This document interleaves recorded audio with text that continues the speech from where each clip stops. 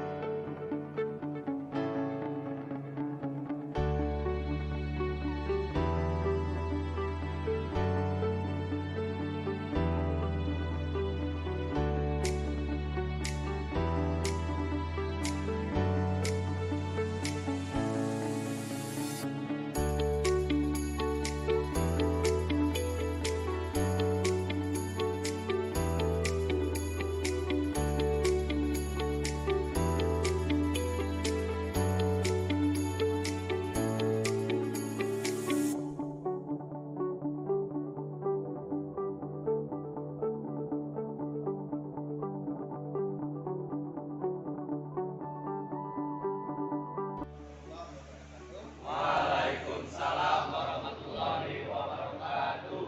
Anak-anak, hari ini kita akan membuat kesepakatan kelas. Bapak-bapak, semoga dengan kesepakatan kelas ini nantinya kegiatan belajar mengajar kita dalam kesehariannya, baik itu belajar teori maupun belajar praktikum, nantinya dapat berjalan dengan baik. Dan harapannya kita sama-sama komitmen dengan kesepakatan kelas yang akan kita buat. Kalian Bapak tugaskan untuk menuliskan salah satu poin dari kesepakatan yang akan kita buat di sticky note ini. Masing-masingnya dapat nanti satu sticky note. Silakan kalian tuliskan. Setelah kalian tuliskan, nanti akan kita tempel di depan dan akan kita buat satu kesepakatan dari kesimpulan berdasarkan masukan-masukan yang kalian tulis di sticky note. Bisa dipahami? Bisa. Nah, begini ya.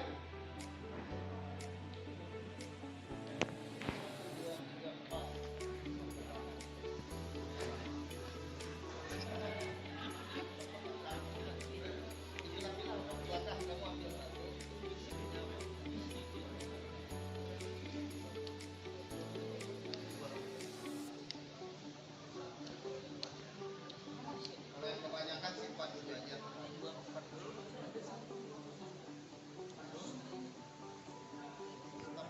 Tiga.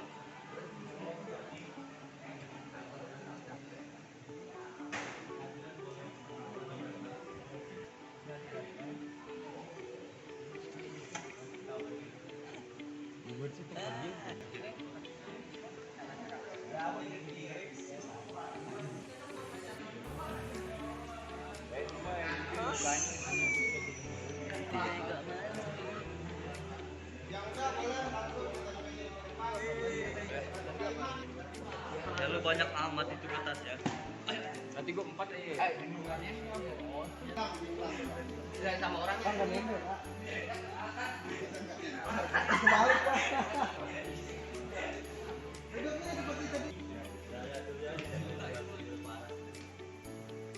Dan kalian tadi telah menuliskan beberapa poin mengenai kesepakatan kelas.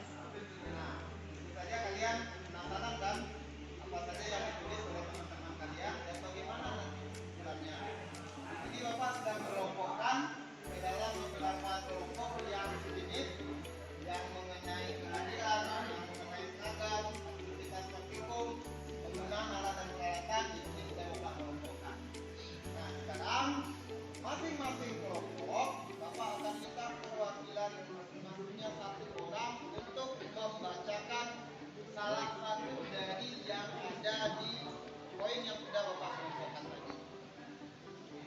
Tuh.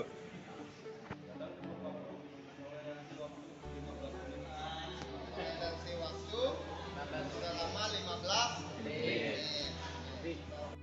Nah, berdasarkan dari masukan-masukan yang kalian tulis tadi, Bapak sudah sebutkan untuk kesepakatan kelas. Pada pelajaran PDTU ini adalah yang pertama, untuk datang ke sekolah atau masuk ke kelas diberikan toleransi waktu maksimal 15 menit. Kemudian harus menggunakan seragam praktikum pada saat belajar praktek. Yang ketiga, bagi yang tidak menggunakan seragam praktikum akan diberikan sanksi. Ya, bisa dengan membersihkan alat dan peralatan, membersihkan ruangan, dan lain sebagainya.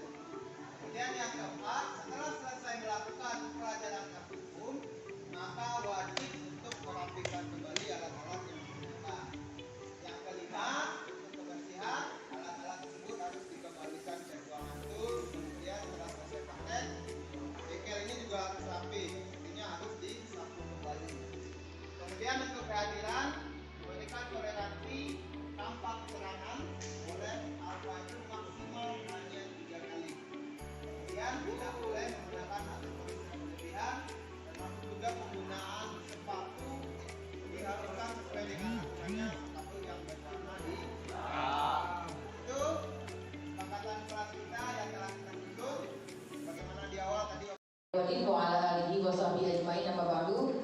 Rekan-rekan sekalian, pada kesempatan sore hari ini kita sama-sama akan mendengarkan pemaparan diseminasi materi budaya positif yang nanti akan disampaikan oleh Bapak Andri Gunata Tasman, dan mudah-mudahan materi yang akan diberikan oleh beliau ini bisa memberikan manfaat yang besar bagi kita semua. Dan untuk itu mari saja kita buka acara pada hari ini dengan sama-sama membaca basmalah. Bismillahirrahmanirrahim. Untuk selanjutnya saya persilakan kepada Bapak Andri Gunata Tasman untuk bisa memaparkan diseminasi materi budaya positif. Kepada Bapak dipersilakan.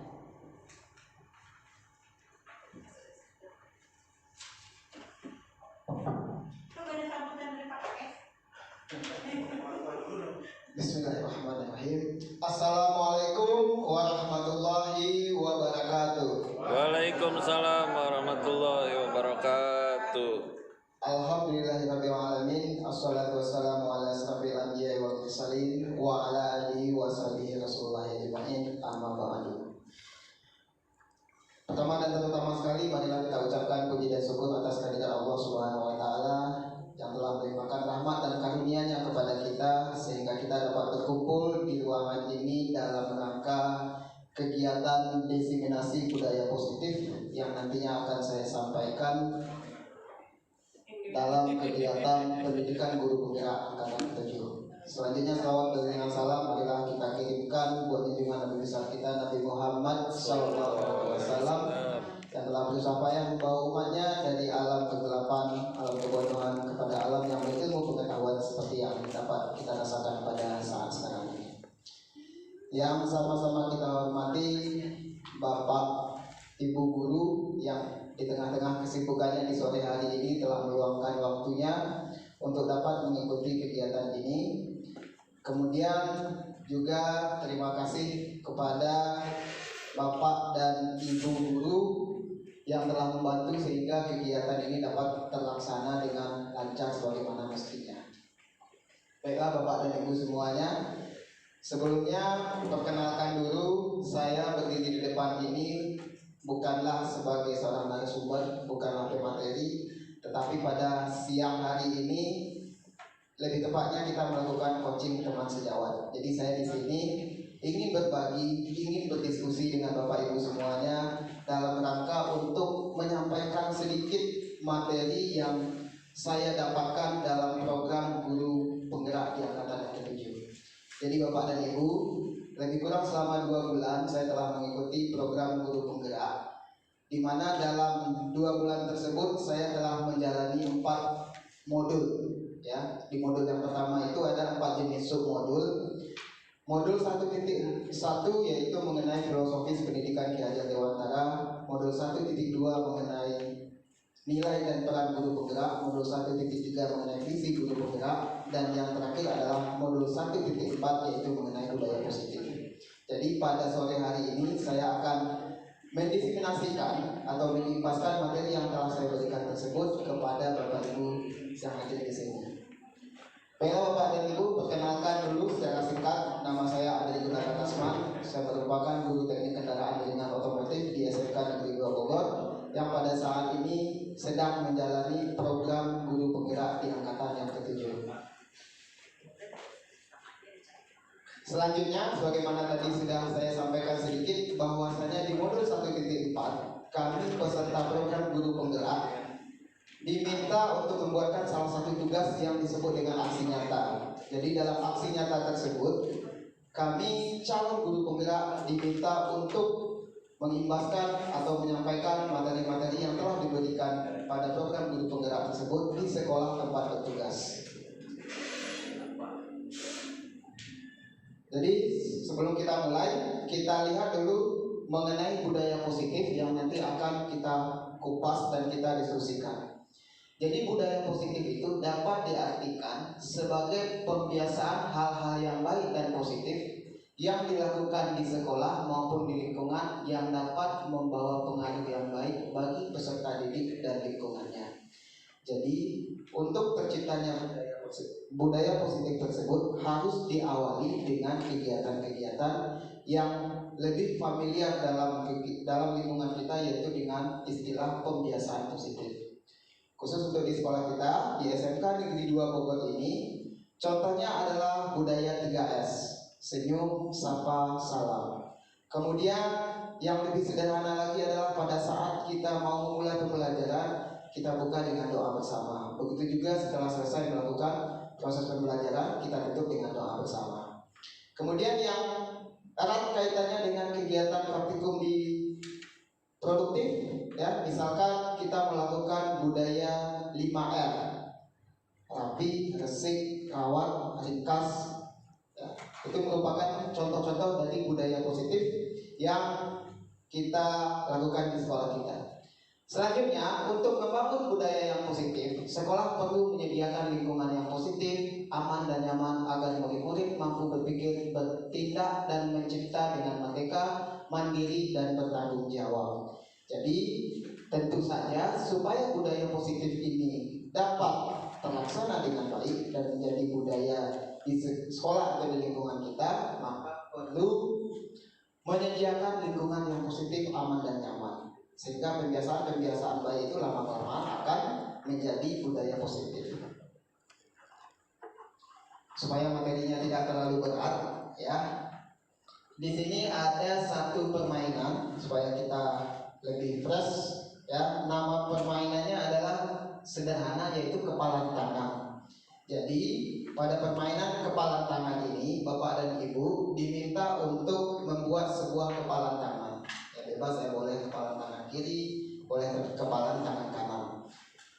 Sebelum tangan itu dikepal, bayangkan Bapak dan Ibu menggenggam salah satu benda, ya, salah satu benda atau yang sifatnya kepunyaan Bapak dan Ibu, sesuatu yang sangat berharga dalam diri Bapak dan Ibu.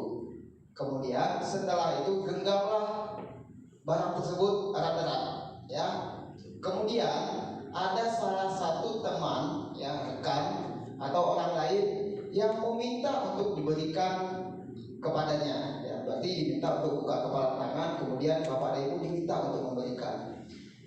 Cara untuk mintanya mungkin bermacam-macam, ada yang dengan dirayu, ada yang dengan dipaksa, ada yang dengan ketika dirayu tidak mampu akhirnya dipaksa, dan sebagainya. Nah, pertanyaannya sekarang adalah apa yang akan Bapak Ibu lakukan? Apakah begitu saja memberikannya? Apakah ada negosiasi terlebih dahulu? Atau bagaimanapun orang lain akan meminta, saya tidak akan memberikannya. Nah, saya di sini meminta salah satu perwakilan aja dari Bapak Ibu yang ada untuk memberikan tanggapan dari permainan kepalan tangan ini. Silakan Bapak dan Ibu acungkan tangan. Ya, Pak Pras, silakan Pak Pras. Di depan ya Pak Pras.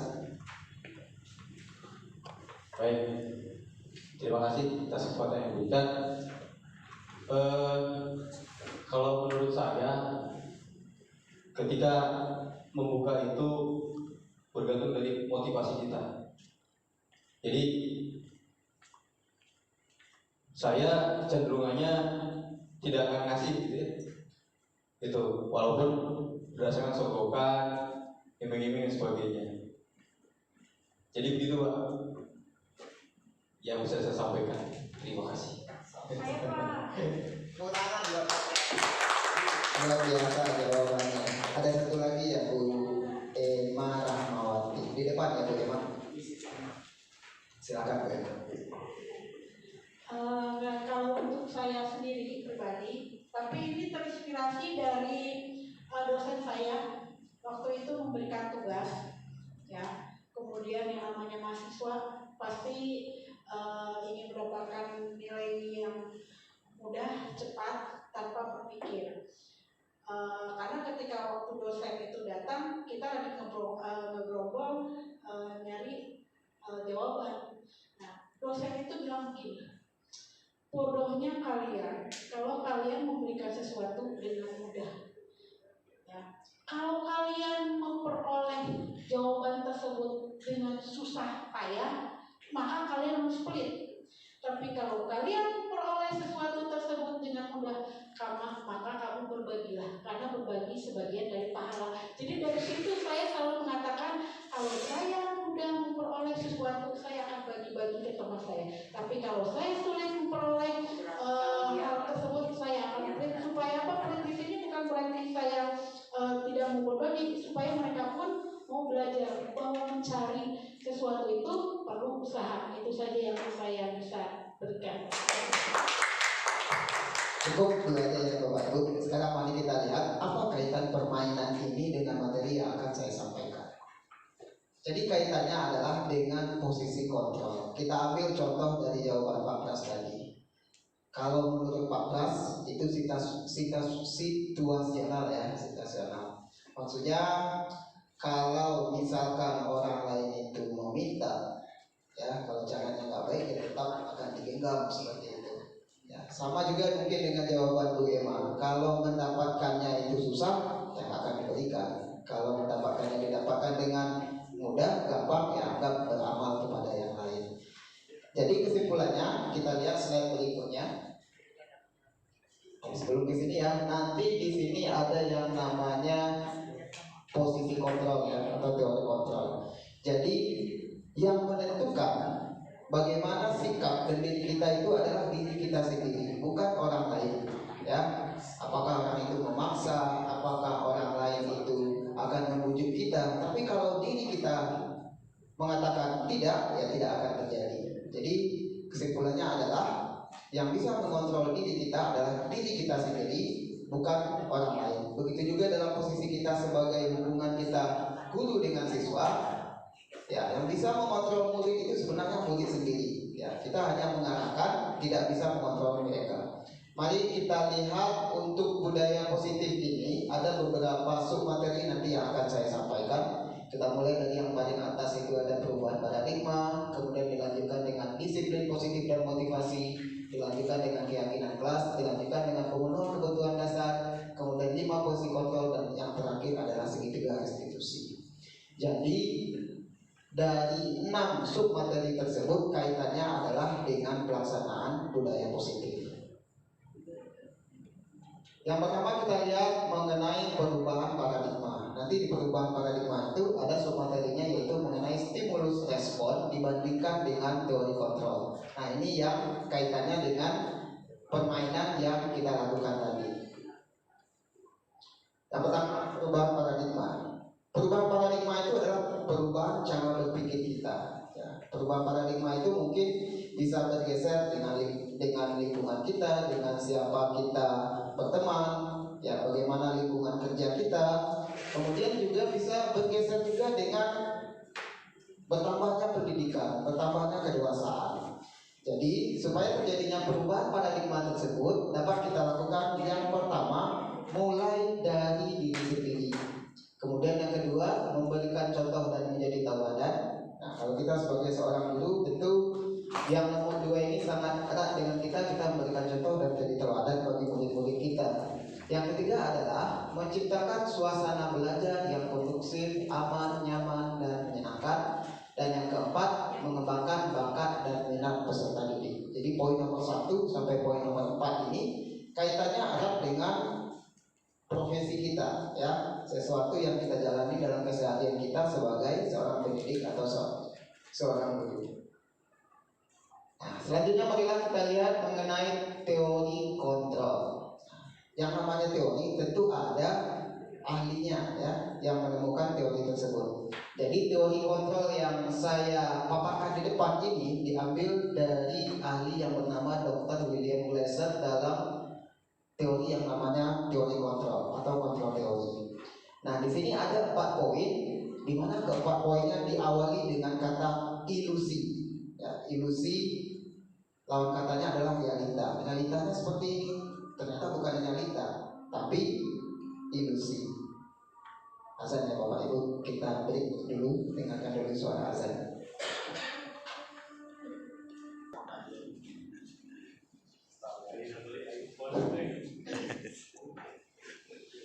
Baiklah Bapak Ibu, dalam teori kontrol menurut Dr. William Glasser dalam bukunya kontrol teori tersebut ada 4 poin yang diawali dengan kata ilusi. Yang pertama adalah ilusi bahwa guru mengontrol murid. Kemudian yang kedua, ilusi bahwa penguatan positif, efektif, dan bermanfaat. Yang ketiga, ilusi bahwa kritik dan membuat orang merasa bersalah dapat menguatkan karakter. Yang keempat, ilusi bahwa orang dewasa memiliki hak untuk dewasa, untuk memaksa. Jadi mungkin dari keempat ini, ya, yang awalnya kita pahami memang seperti itu, ternyata menurut teori dari Dr. William Glasser itu semua hanya ilusi. Sekarang marilah kita lihat stimulus respon tentang dunia dan teori kontrol tentang dunia. Jadi di sini banyak sekali poinnya. Mungkin kita ambil beberapa poin aja yang kita bahas, ya. Yang pertama, yang sebelah biru itu adalah stimulus respon tentang dunia, sedangkan ini akan kita bandingkan dengan teori kontrol tentang dunia. Yang pertama, menurut teori stimulus respon mengatakan bahwa realitas atau kebutuhan kita sama. Padahal kenyataannya adalah realitas atau kebutuhan kita itu berbeda-beda, ya, tidak sama antara satu orang dengan orang yang lain. Kemudian semua orang melihat hal yang sama, sedangkan kenyataannya menurut teori kontrol tentang dunia setiap orang memiliki gambaran yang berbeda. Kemudian yang ketiga, kita mencoba mengubah orang agar berpandangan sama dengan kita. Padahal kenyataannya kita yang harusnya berusaha memahami pandangan orang lain tentang dunia. Ya, mungkin itu kalau kita lihat perbandingan mengenai stimulus respon tentang dunia dengan teori kontrol tentang dunia. Selanjutnya yang kedua adalah disiplin positif dan 3 motivasi tentang perilaku manusia. Kita lihat yang pertama mengenai makna disiplin. Kita sebagai seorang guru tentu sudah tidak asing dengan yang namanya istilah disiplin. Anggapan tentang disiplin yang umum yang kita pahami, yang pertama, disiplin itu kaitannya dengan tata tertib. Disiplin itu berhubungan dengan kepatuhan. Disiplin itu berhubungan dengan punishment atau hukuman. Dan tentu saja disiplin itu terkadang menimbulkan ketidaknyamanan atau cenderung menimbulkan ketidaknyamanan bagi orang yang dikenai hukuman. Kalau kita merujuk kepada disiplin menurut Ki Hajar Dewantara, jadi Ki Hajar Dewantara ini adalah bapak pendidikan Indonesia. Menurut Ki Hajar Dewantara, disiplin merupakan di mana ada kemerdekaan, disitulah harus ada disiplin yang kuat. Dan jadi intinya itu adalah disiplin itu ya harus merdeka, tanpa harus memaksa, tanpa harus menimbulkan ketidaknyamanan bagi orang yang dihukum. Sungguh pun disiplin itu bersifat self disiplin atau disiplin yang berasal dari diri sendiri, yaitu kita sendiri yang mewajibkan kita dengan sekeras-kerasnya. Tetapi itu sama saja, sebab jikalau kita tidak cakap melakukan self disiplin, wajiblah penguasa lain mendisiplinkan diri kita. dan peraturan demikian itulah yang harus ada dalam suasana yang merdeka. Kemudian kesimpulannya apa? Disiplin itu berhubungan dengan berperilaku dengan mengacu pada nilai-nilai kebajikan universal dan memiliki motivasi intrinsik bukan ekstrinsik. Jadi intinya dalam disiplin itu kita harus mengacu kepada nilai-nilai yang berasal dari motivasi intrinsik, yang berasal dari dalam diri sendiri, bukan yang berasal dari faktor ekstrinsik atau yang berasal dari luar diri kita. Penjabarannya bagaimana? Nah, ini ada 3 motivasi perilaku manusia. Nah, ini kaitannya dengan motivasi ekstrinsik dan intrinsik tadi. Di sini ahli yang ditampilkan di sini adalah Diane Gosen dalam bukunya Starting School Discipline. Yang pertama, untuk menghindari ketidaknyamanan atau hukuman. Nah, kalau menurut Bapak Ibu, ini motivasinya apabila kita disiplin itu untuk menghindari ketidaknyamanan atau hukuman, ini intrinsik apa ekstrinsik? Ekstrinsik ya, karena berasal dari luar diri kita. Kemudian yang kedua, untuk mendapatkan imbalan, mendapatkan hadiah atau mendapatkan penghargaan dari orang lain. Nah, ini juga masih berasal dari faktor ekstrinsik. Nah, yang diharapkan ini di poin yang nomor 3, untuk menjadi orang yang mereka inginkan dan menghargai diri sendiri dengan nilai-nilai yang mereka percaya. Inilah yang merupakan faktor intrinsik. Oke, sekarang ada perbandingan. Ya, biasanya apabila melanggar disiplin kita identik dengan memberikan hukuman. Tapi selain hukuman, ada identitas sukses yang dapat kita jadikan alternatif selain memberikan hukuman, yaitu ada konsekuensi dan ada restitusi. Apa perbedaannya dari ketiga jenis ini? Ada hukuman, konsekuensi, dan restitusi. Sekarang kita lihat perbedaannya. Untuk hukuman itu identitas gagal, sedangkan untuk konsekuensi dan restitusi itu akan identitas sukses. Kemudian untuk hukuman itu sifatnya negatif, konsekuensi sifatnya netral, sedangkan restitusi itu sifatnya positif. Nah, bagaimana perbedaannya itu banyak sekali ditampilkan di tabel, tapi tidak kita lihat semuanya, kita lihat yang penting aja. Kalau kita memberikan hukuman, kadang sesuatu menyakitkan harus terjadi, terutama buat orang yang kita berikan hukuman. Sedangkan apabila konsekuensi, maka sesuatu itu harus terjadi. Memang seperti itu keadaannya. Kemudian apabila kita memberikan restitusi, ini merupakan pilihan. Yang kedua, apabila memberikan hukuman tidak nyaman untuk murid atau anak untuk jangka waktu yang panjang. Sedangkan kalau kita berikan konsekuensi, tidak nyaman untuk murid atau anak untuk jangka waktu yang pendek. Jadi perbedaannya dengan hukuman dari jangka waktu yang dihasilkannya. Kemudian apabila kita melakukan restitusi, maka akan menguatkan untuk murid atau anak dalam jangka waktu yang panjang. Nah, kita lihat perbandingannya satu lagi. Yang ketiga, untuk hukuman korban akan mendapatkan keadilan, sedangkan untuk konsekuensi korban bisa diabaikan. Untuk restitusi korban akan mendapatkan ganti. Ini ada contoh keyakinan kelas. Tadi disampaikan bahwa untuk menciptakan budaya positif itu kita harus mulai dari pembiasaan-pembiasaan positif. Maka pembiasaan positif itu dapat juga kita lakukan dengan membuat keyakinan kelas. Banyak sekali mungkin poin-poin yang dapat kita jadikan untuk membuat keyakinan kelas ini. Tapi di sini saya paparkan 3 contoh dari keyakinan kelas yang dapat kita buat di dalam kelas pada saat kita mengajar di kelas. Yang pertama yang berhubungan dengan hormat. Apa contohnya? Kami meyakini bahwa sangat penting untuk menghormati semua orang dan barang milik orang. Kemudian untuk bekerja, kami meyakini bahwa sangat penting untuk mengerjakan segala pekerjaan atau mengikuti kegiatan yang telah ditugaskan. Kemudian untuk diterima dan memiliki, kami meyakini bahwa sangat penting untuk merasa diterima pada suatu kelompok dan saling peduli satu dengan yang lain. Nah, ini contoh-contoh dari keyakinan kelas yang dapat kita buat. Kemudian materi yang keempat, ini mengenai kebutuhan dasar manusia.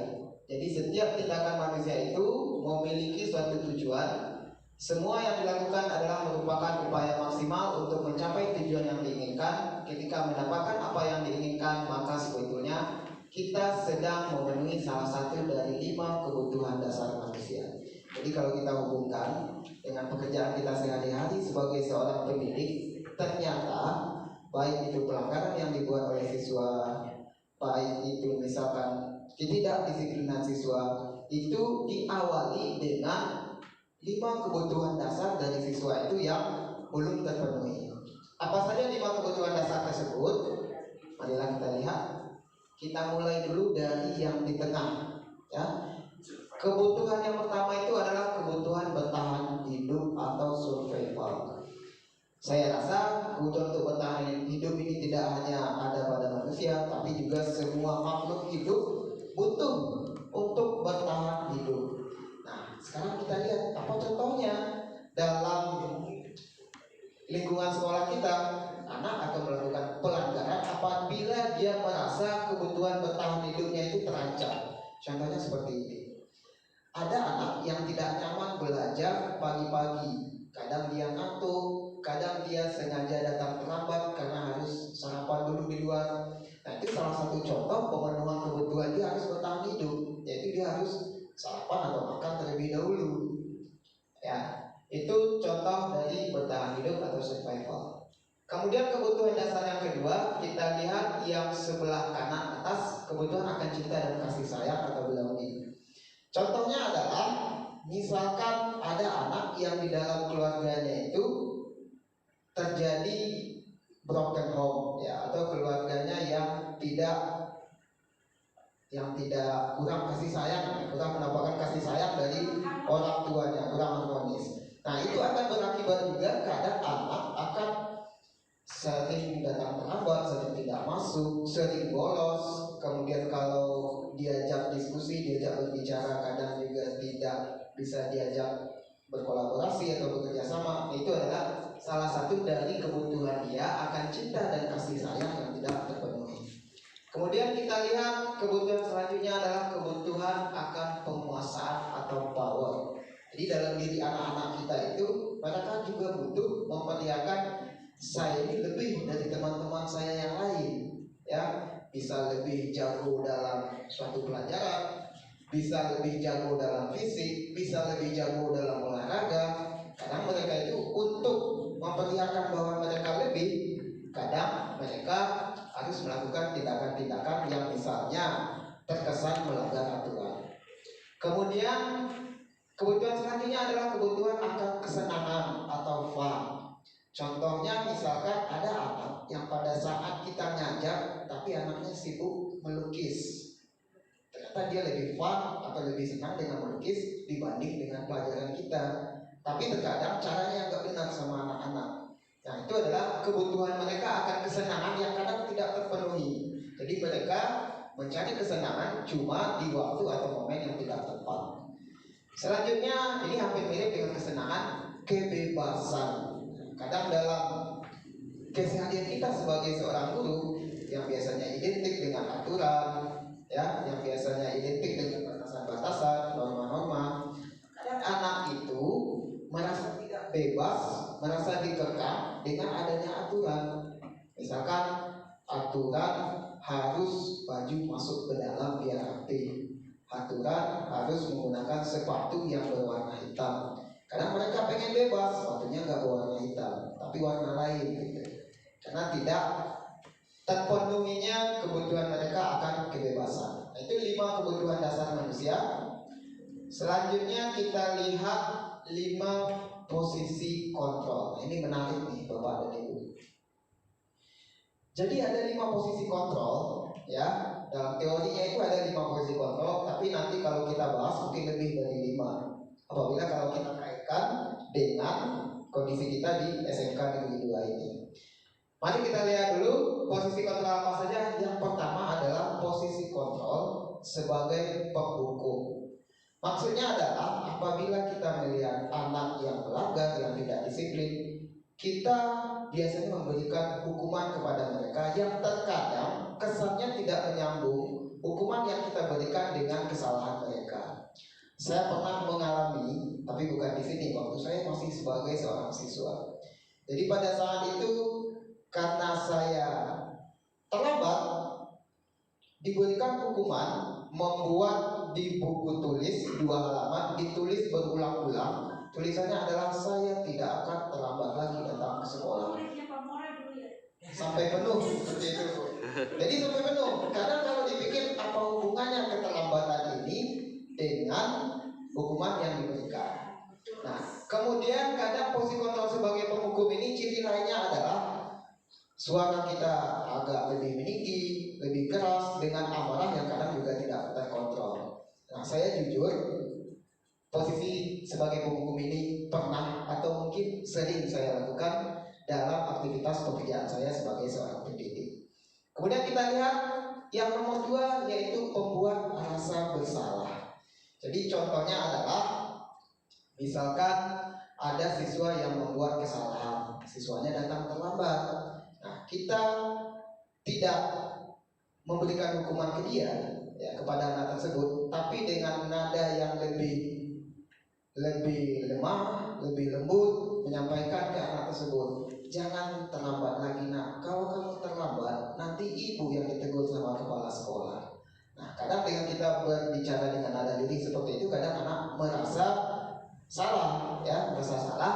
Itu adalah contoh dari posisi kontrol kita sebagai pembuat rasa bersalah. Kemudian yang ketiga, posisi kontrol sebagai teman. Nah, ini biasanya sering juga kita lakukan. Mungkin kita beranggapan dengan kita memposisikan diri kita sejajar dengan mereka, lebih gampang berkomunikasi, lebih gampang diajak kerjasama. Moga-moga nantinya mereka berubah. Jadi kita posisikan sejajar dengan murid yang melakukan kesalahan. Kemudian yang keempat adalah posisi kontrol monitor atau pemantau, ya. Jadi kalau di sini kita tidak memberikan hukuman, ya, tapi kita kaitkan dengan aturan yang ada. Ya, nada kita nggak harus marah-marah, nggak harus meledak-ledak. Misalkan ada anak yang datang terlambat, kita cukup tanya, datang terlambat berapa menit terlambatnya. Kemudian kalau kamu datang terlambat, apa konsekuensinya? Kalau hukumannya seperti itu, silakan lakukan hukumannya. Jadi normal di sini sifatnya. Kita nggak marah-marah, tapi kita kaitkan dengan aturan atau tata tertib yang berlaku. Kemudian yang kelima adalah posisi kita sebagai manajer. Nah, ini agak lebih bagus dibandingkan posisi sebagai monitor atau pemantau. Perbedaannya di mana? Perbedaannya adalah kalau untuk sebagai manajer ini kita akan kaitkan dengan keyakinan mereka. Kita tanya setelah ini kamu mau jadi murid yang seperti apa dan sebagainya. Ya, jadi posisi kita ya seperti seorang manajer seperti itu.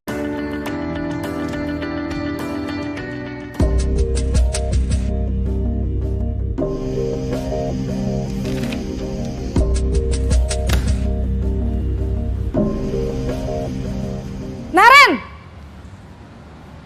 Sini kamu! Selamat pagi, Bu. Selalu terlambat. Kamu deh, pasti terlambat. Maaf, Bu. Saya... Apa? Apa coba? Alasan kamu apa lagi? Kapan sih kamu tidak terlambat? Malas sekali ya kamu jadi anak. Saya... Dasar pemalas. Gak kapok-kapok sih kamu. Sudah berapa kali terlambat? Sana, kamu keliling lapangan basket 2 kali. Kenapa saya harus keliling lapangan basket, Bu? Kenapa? Kamu mau lawan ibu? Berani-beraninya jawab. Sudah terlambat, masih berani jawab pula. Sekarang, keliling lapangan basket 5 kali sekalian. Biar kapok. Cepat! Pergi sana ke lapangan basket.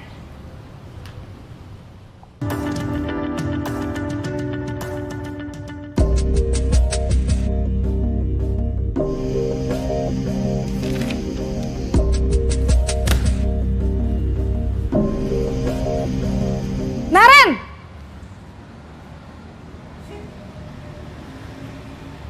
Selamat pagi, Bu. Naren. Kamu kenapa terlambat lagi, nak? Ya Tuhan Naren, kamu senang ya bikin ibu susah ya?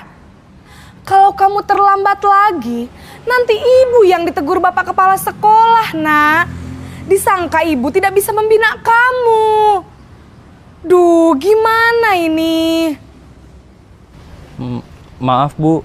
Duh Gusti Naren. Kamu suka ya kalau ibu ditegur bapak kepala sekolah? Terus, sekarang ibu harus tulis apa ini di buku absen? Ini kamu sudah sering terlambat loh. Ibu harus apa coba? Maaf Bu. Maaf sekali. Ya sudah, lain kali jangan bikin ibu susah lagi ya nak ya. Ibu tidak akan kuat lagi kalau kamu begini terus.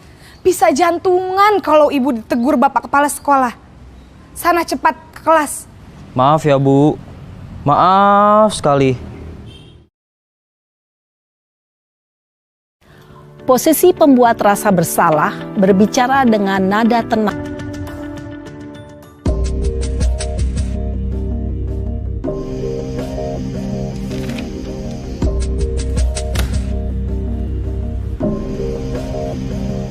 Naren!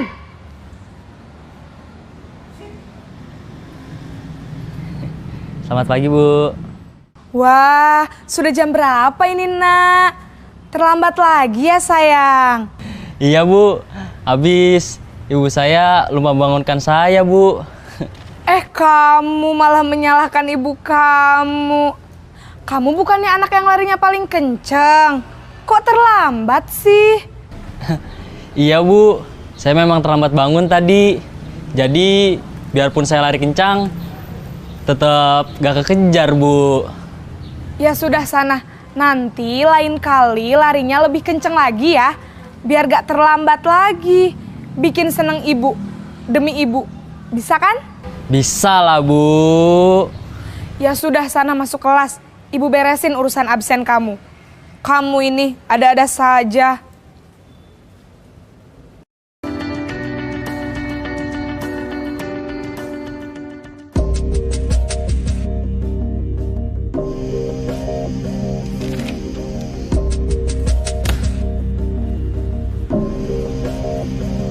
Naren!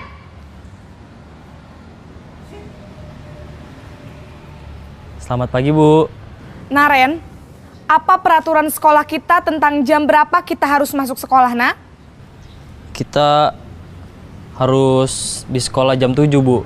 Iya betul, sekarang sudah jam 7.20. Naren sudah tahu konsekuensinya jika terlambat hadir. Paham Bu. Saya harus tinggal kelas pas jam istirahat selama 20 menit. Iya benar, konsekuensinya demikian.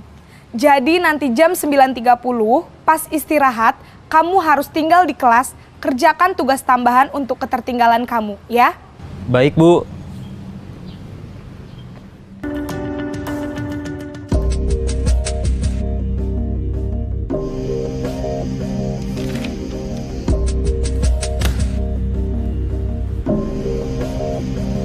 Naren!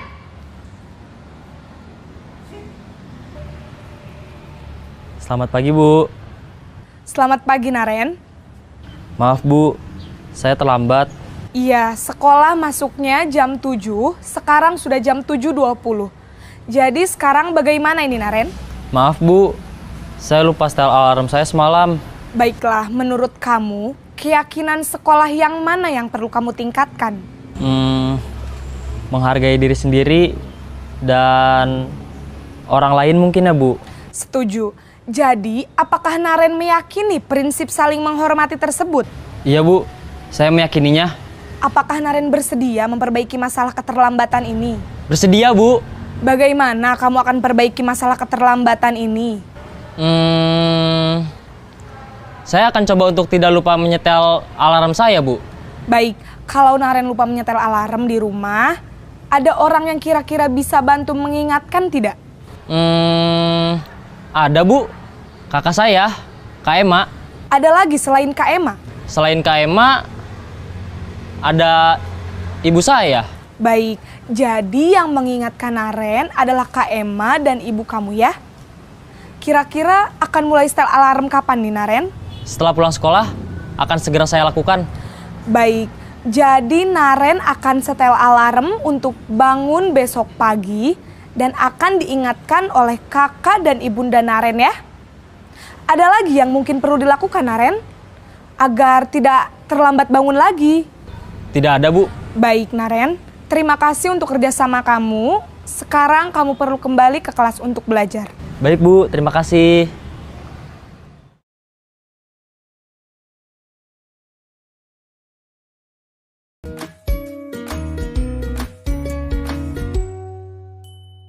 Salam dan bahagia Ibu dan Bapak guru hebat. Pada video kali ini kita akan membahas tentang salah satu program disiplin positif yang diterapkan di lingkungan sekolah yang dikenal dengan nama restitusi.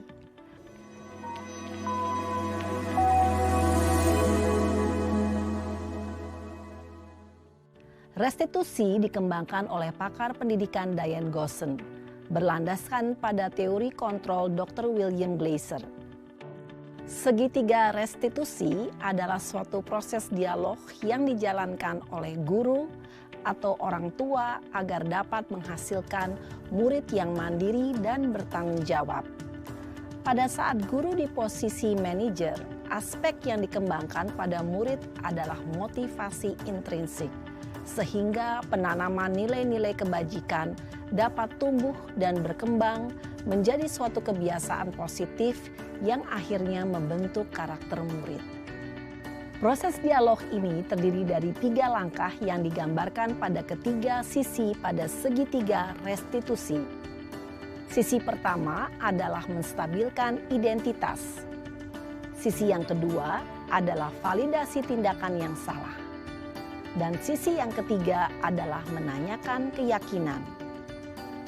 Ibu dan Bapak guru, berikut ini akan ditunjukkan bagaimana seorang guru berada dalam posisi manajer menggunakan penerapan segitiga restitusi.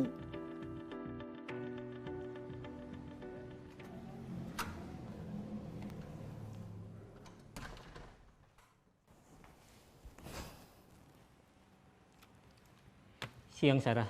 Siang Pak. Sudah lama nggak ketemu Sarah. Kenapa hari ini ada di sini? Kesel Pak, kesel banget. Masa aku dikatain tukang fitnah Pak? Ya aku marah lah. Aku balik ngatain Eka di depan kelas. Kesel banget. Oh begitu. Ya pasti kamu marah dan kesal. Bapak juga akan marah apabila ada yang menuduh Bapak seperti itu. Kemudian pada saat itu kamu mau melakukan apa? Ya saya langsung ngatain Eka lah Pak. Kesel banget. Saya bentak-bentak dia depan teman-teman lain. Oh begitu. Pasti kamu melakukan seperti itu karena suatu alasan tertentu bukan? Iyalah, masa saya diam saja Pak? Ya saya bela diri lah. Masa saya dituduh tukang fitnah? Ya wajarlah. Mempertahankan harga diri itu sesuatu yang penting buat kamu. Untung kamu tidak bertindak lebih gegabah lagi. Hanya membentak-bentak. Iya Pak. Untung saya masih bersabar dan hanya membentak saja. Sudah gemes padahal. Saya pasti bela diri lah. Ya pasti ya, tapi kamu memilih untuk tetap bertahan dan bersabar. Kamu memilih untuk tidak berbuat lebih parah lagi bukan? Iya. Nah sekarang coba kita lihat lagi tindakan kamu yang bentak-bentak Eka di kelas.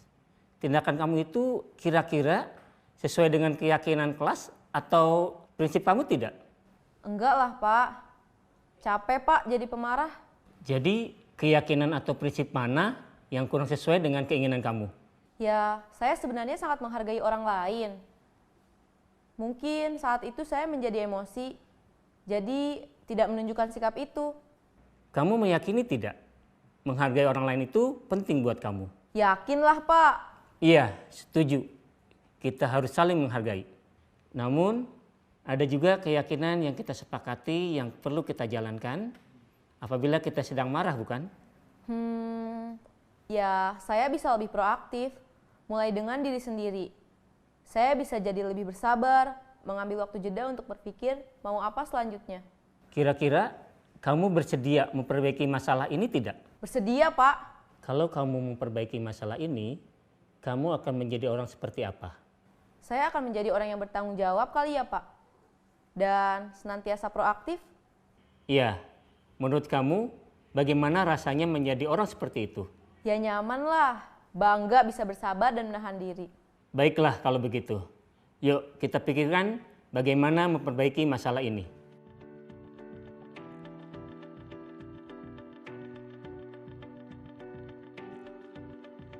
Ibu dan Bapak guru hebat, baru saja kita menyaksikan contoh bagaimana seorang guru berada dalam posisi manajer menggunakan penerapan segitiga restitusi.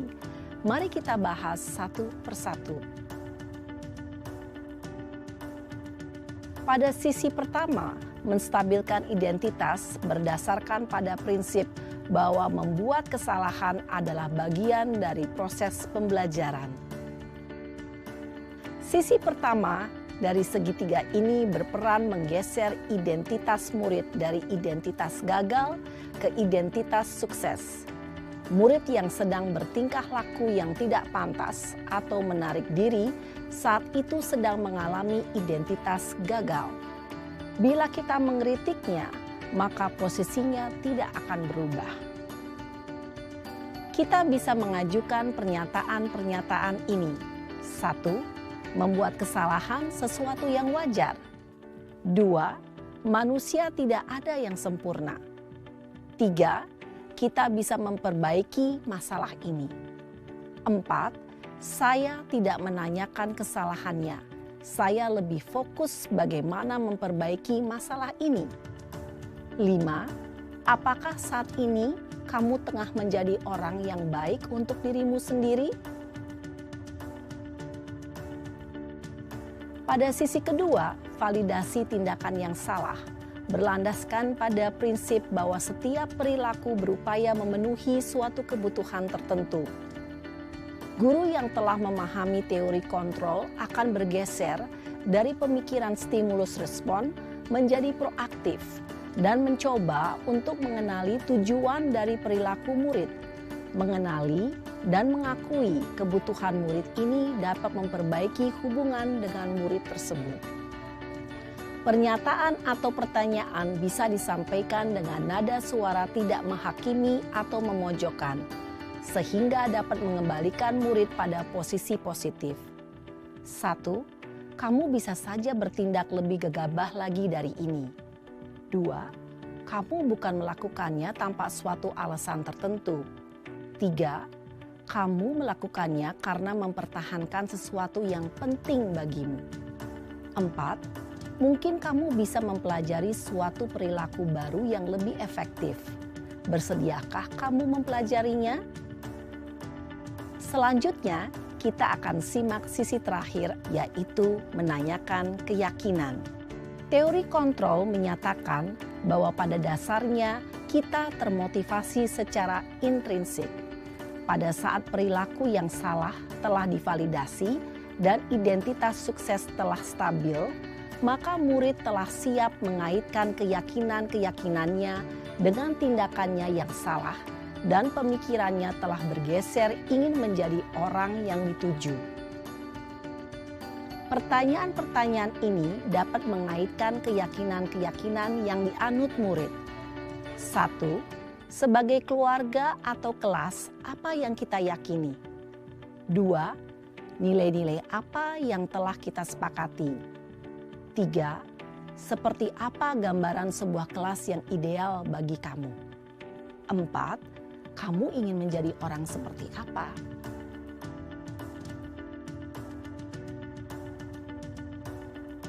Dalam menerapkan segitiga restitusi, perlu diperhatikan beberapa hal, yaitu 1. Perilaku yang salah perlu dikaitkan dengan nilai-nilai atau keyakinan-keyakinan yang telah disepakati atau dituju.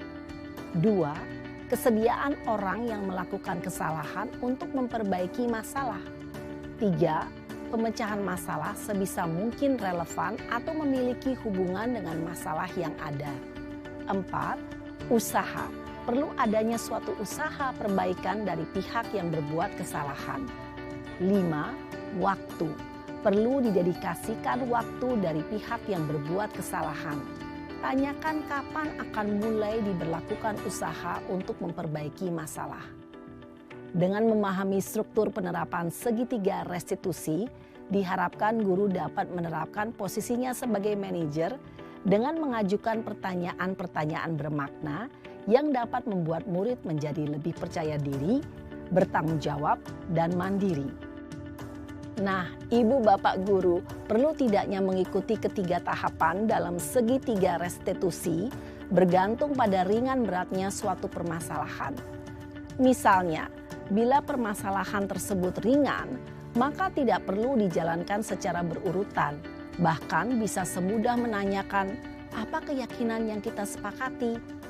Dengan menjalankan segitiga restitusi, dengan mengajukan pertanyaan-pertanyaan bermakna, diharapkan murid menjadi lebih kuat secara pribadi, dapat membuka wawasan murid agar dapat menyelesaikan permasalahannya sendiri, semakin percaya diri, mandiri, dan merdeka.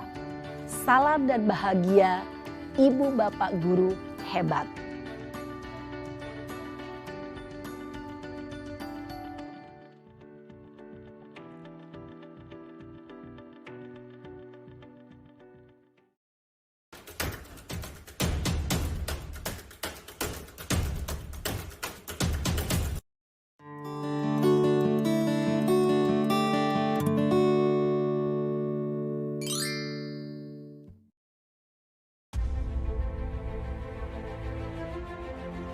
Assalamualaikum warahmatullahi wabarakatuh.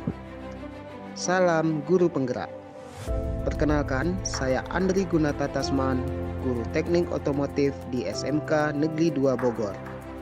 Saya merupakan calon guru penggerak angkatan 7 dari Kota Bogor. Pada kesempatan kali ini, saya akan berbagi mengenai demonstrasi kontekstual modul 1.4, yaitu disiplin positif dengan penerapan segitiga restitusi. Selamat menyaksikan.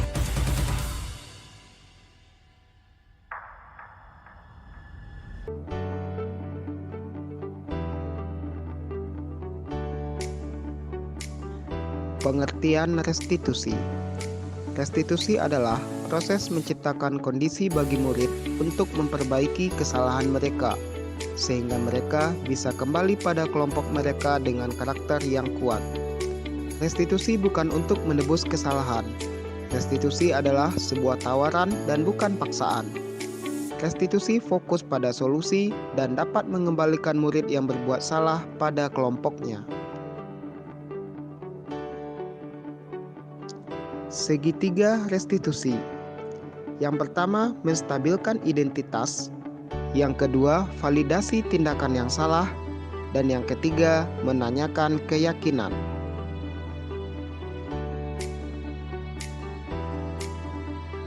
Praktik penerapan segitiga restitusi. Dengan membuat 2 skenario permasalahan siswa yang dipecahkan dengan penerapan segitiga restitusi. Kasus pertama, siswa tidak menggunakan workpack atau seragam praktik pada saat kegiatan praktikum otomotif. Kasus kedua, siswa tidak memperhatikan keselamatan kerja pada saat praktikum.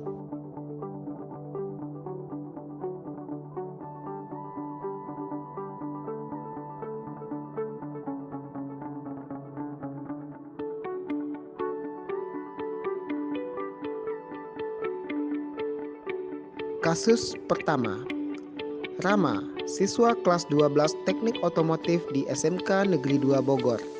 Pada hari Kamis, dia sampai di sekolah sebelum pelajaran dimulai. Seperti biasa, sebelum kegiatan belajar di bengkel praktikum, siswa berbaris rapi di bengkel otomotif untuk presensi dan pengarahan awal dari Pak Andri, guru pengajar praktik otomotif. Tidak seperti biasanya, kali ini Rama berbaris di barisan paling belakang. Ternyata pada hari itu dia tidak menggunakan seragam praktikum sebagai salah satu tata tertib siswa dalam melakukan kegiatan praktikum.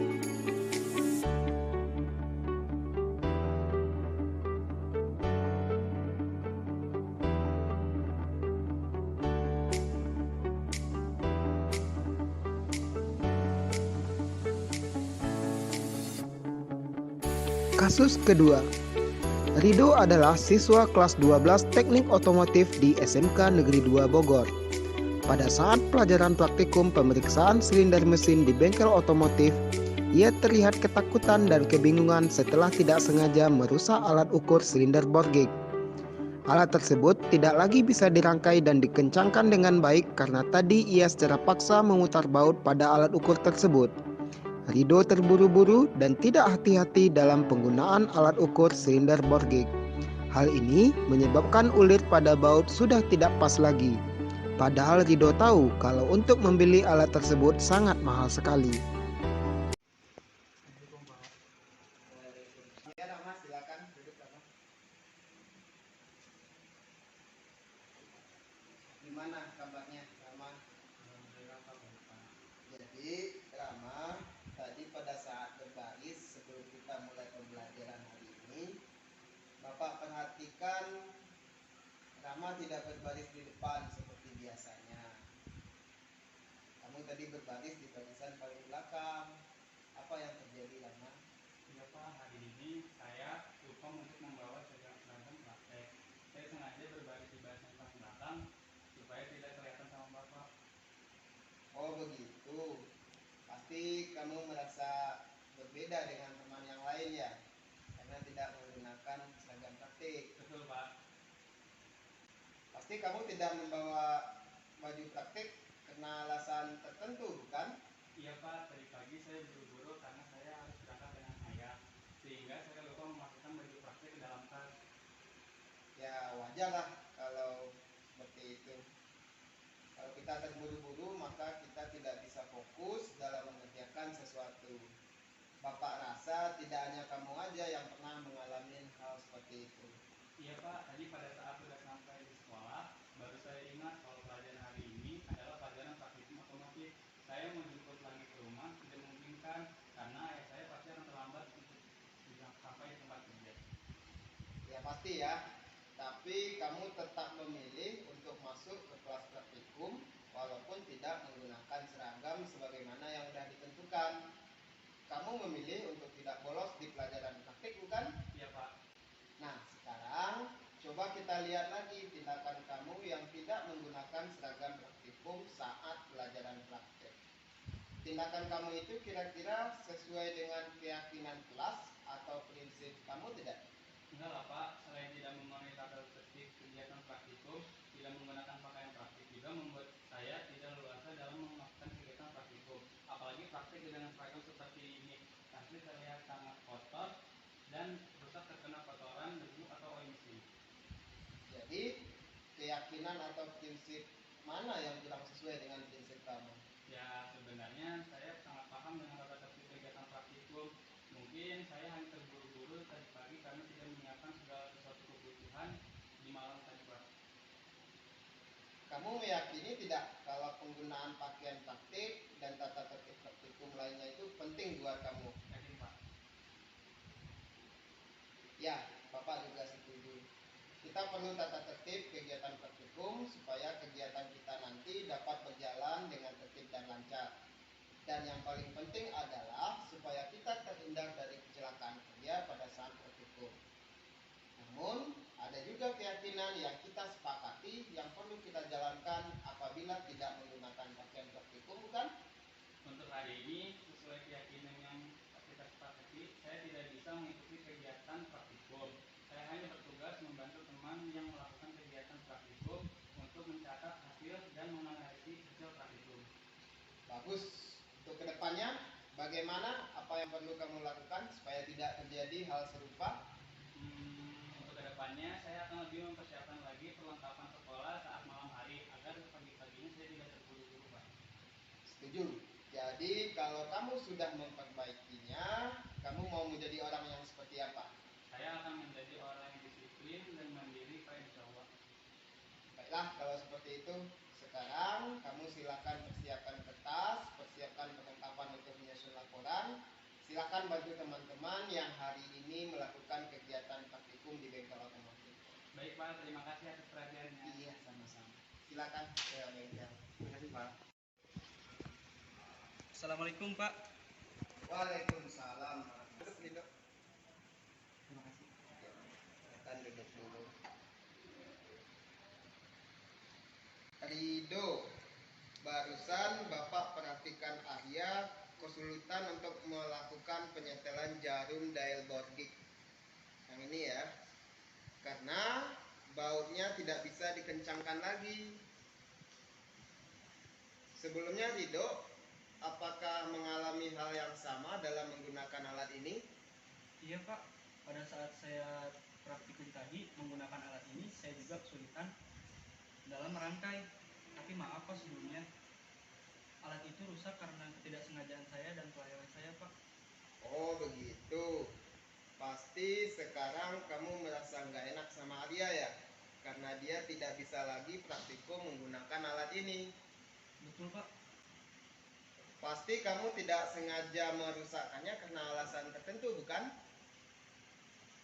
Iya Pak, saya terburu-buru dan tidak hati-hati dalam menggunakan alat tersebut sehingga pemasangan bautnya kurang pas. Saya tidak langsung melonggarkannya, tapi saya malah mengencangkannya secara paksa agar terpasang dengan kencang. Ya wajarlah kalau kita terburu-buru dan tidak fokus dalam praktikum, maka bisa merusak alat, membuat potensi bahaya, atau malah yang paling fatal bisa mengakibatkan kecelakaan kerja. Bapak rasa tidak hanya kamu aja yang pernah mengalami hal seperti itu. Iya Pak, tadi pada saat saya mengetahui alat tersebut sudah tidak berfungsi dengan baik, saya panik Pak, tapi saya tidak melaporkannya langsung kepada Bapak, dan saya berpura-pura melaksanakan kegiatan praktikum sampai selesai. Ya pasti ya kita akan langsung panik. Tapi kamu sekarang memilih untuk berkata jujur bahwasanya alat ini rusak karena kelalaian kamu. Kamu memilih untuk tidak menyalahkan orang lain, bukan? Iya Pak, benar. Nah sekarang coba kita lihat lagi tindakan kamu yang kurang hati-hati dalam menggunakan alat praktikum. Tindakan kamu itu kira-kira sesuai dengan keyakinan kelas atau prinsip kamu tidak? Enggak lah Pak. Selain tidak mematuhi tata tertib kegiatan praktikum,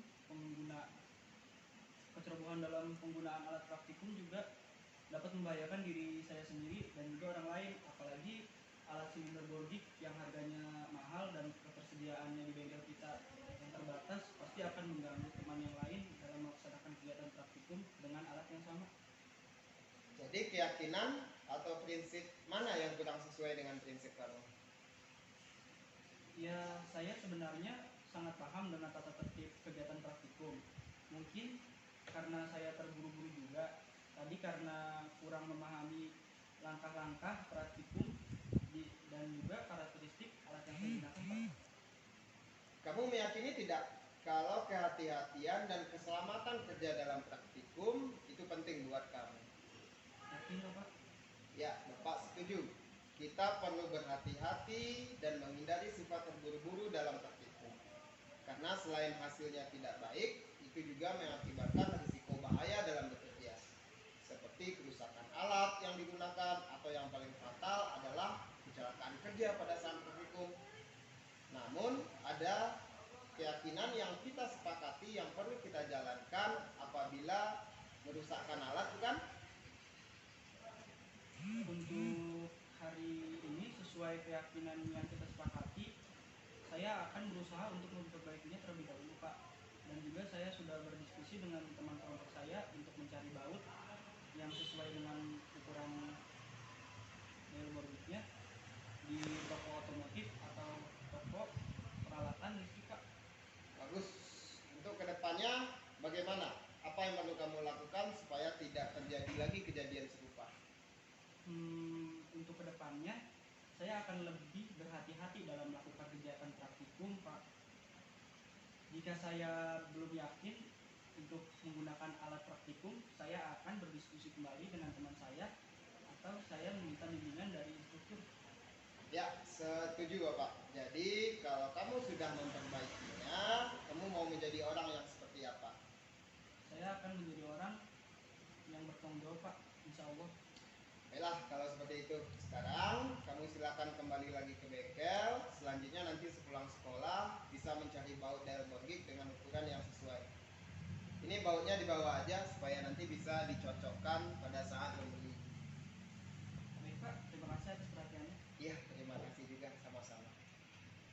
Assalamualaikum warahmatullahi wabarakatuh. Nama saya Muhammad Ramai Kaputro. Di sini peran saya sebagai siswa Pak Andri dalam mata pelajaran PMKR. Di sini saya ingin menanggapi untuk kasus penggunaan baju yang salah yang tidak sesuai dengan jadwal. Menurut saya sikap yang diterapkan Pak Andri sudah sangat bagus karena dengan cara seperti itu siswa akan memikir dua kali untuk tidak melakukan hal yang sama.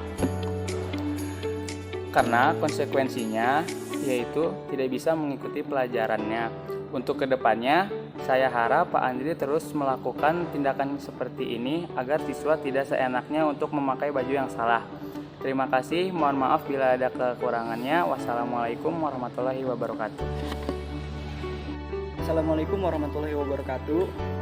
Perkenalkan, nama saya Muhammad Safril. Saya di sini sebagai murid dari Bapak Andri dalam mata pelajaran PMKR. Di sini saya akan menanggapi kasus penggunaan alat dial boarding yang rusak. Menurut saya, sikap dari Bapak Andri dalam memecahkan kasus ini sudah tegas dan juga tidak membuat siswanya tertekan. Dan juga siswa pastinya akan jadi pribadi yang lebih bertanggung jawab. Saya berharap kedepannya Bapak Andri lebih tegas lagi dalam menyelesaikan kasus dan lebih memahami muridnya lebih dalam. Terima kasih. Cukup sekian. Wassalamualaikum warahmatullahi wabarakatuh.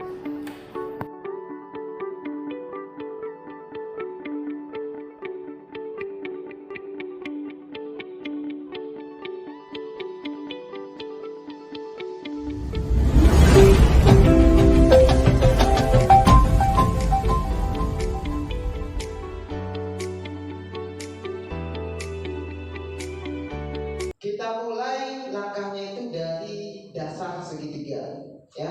Yang paling bawah yaitu menstabilkan identitas. Apa yang kita lakukan pada tahap menstabilkan identitas?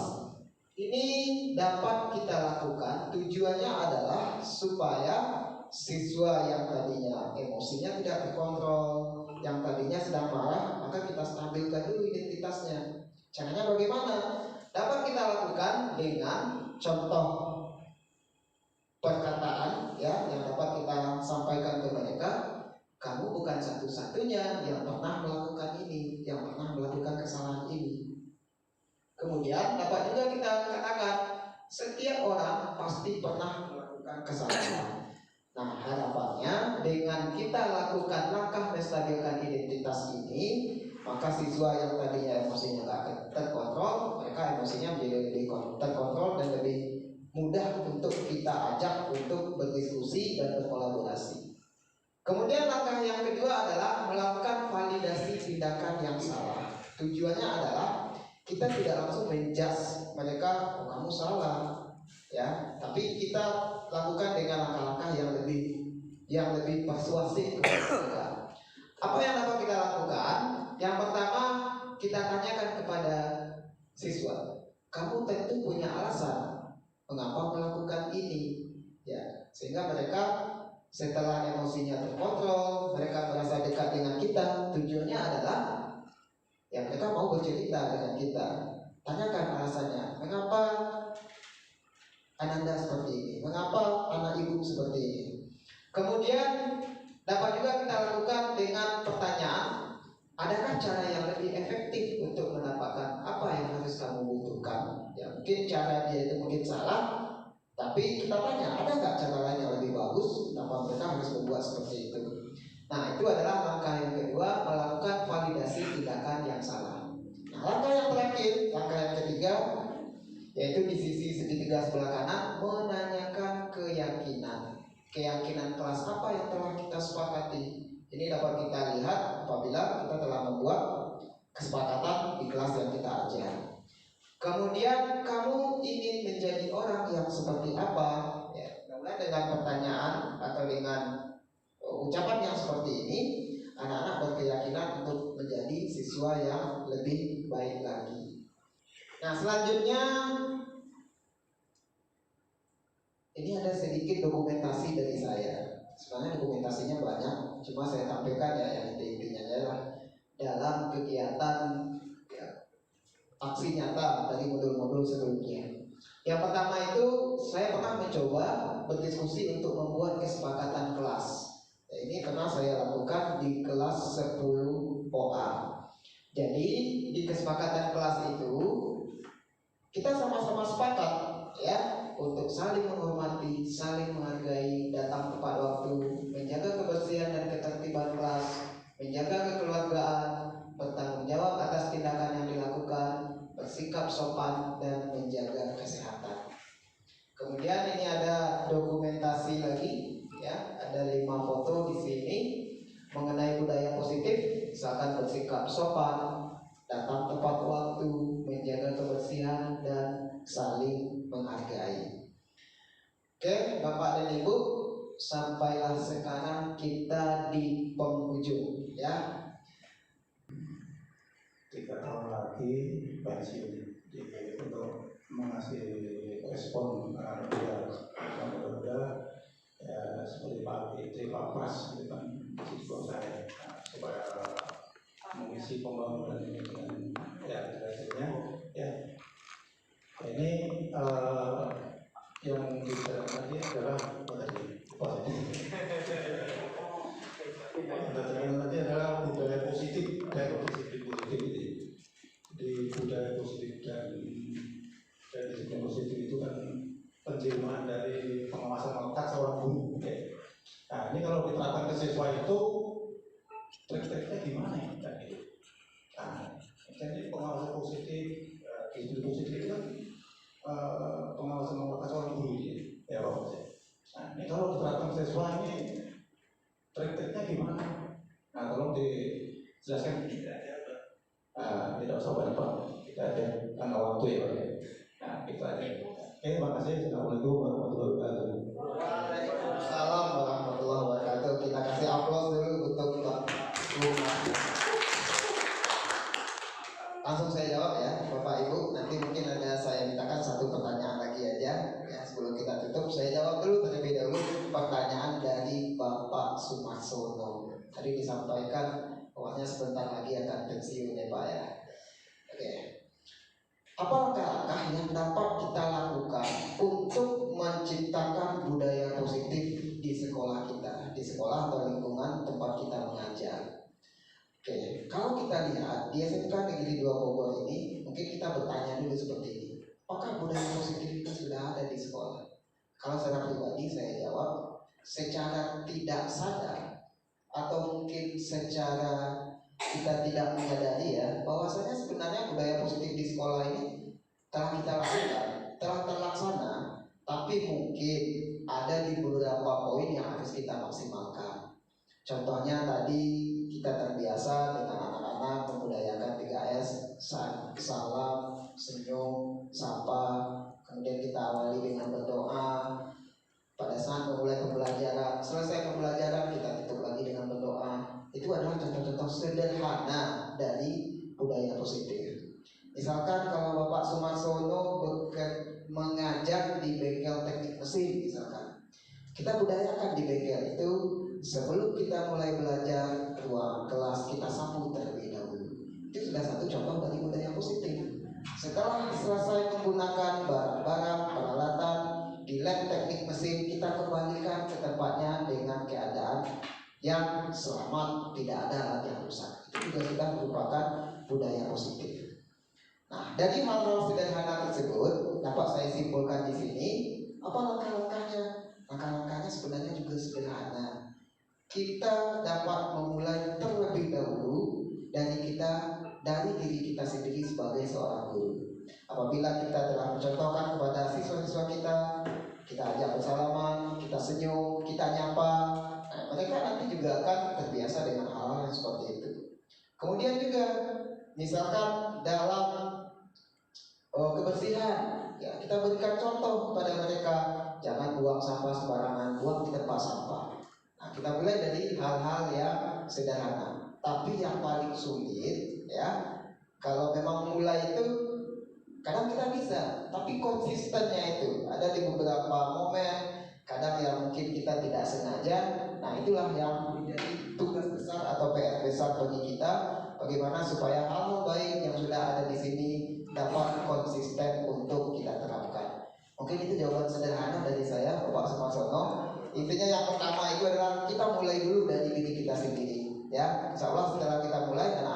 contoh kita dan dapat terlaksana nantinya. Walaupun mungkin tantangan atau rintangannya pasti selalu ada. Kemudian sebelum ditutup saya minta satu lagi, kalau tadi bapak semua sekarang tadi ibu-ibu, saya minta satu lagi, Pak ibu-ibu, tidak harus berupa pertanyaan, boleh juga memberikan tanggapan dan lain sebagainya. Silakan. Miss Inong. Kalau nggak ada bapak-bapak, kalau nggak ada ibu-ibu boleh ke bapak-bapak. Ibu Sri, Ibu Sri,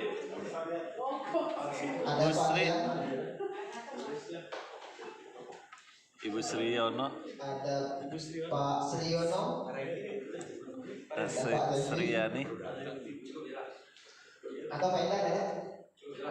Cukup ya. Kalau cukup, sekali lagi saya ucapkan terima kasih Bapak dan Ibu sudah menyempatkan waktunya di sini di tengah-tengah kesibukannya.